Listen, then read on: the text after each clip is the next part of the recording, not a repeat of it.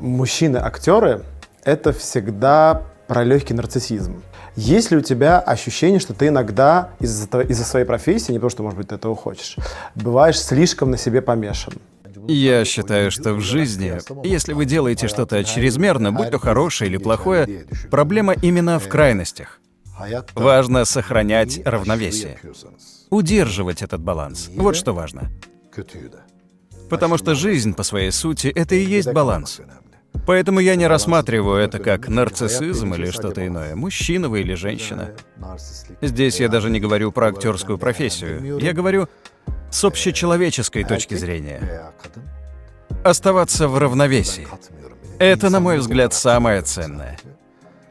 Крайности, обе стороны, проблематичны. То есть актерская профессия — это следующий этап. Сначала нужно обсудить человеческую суть.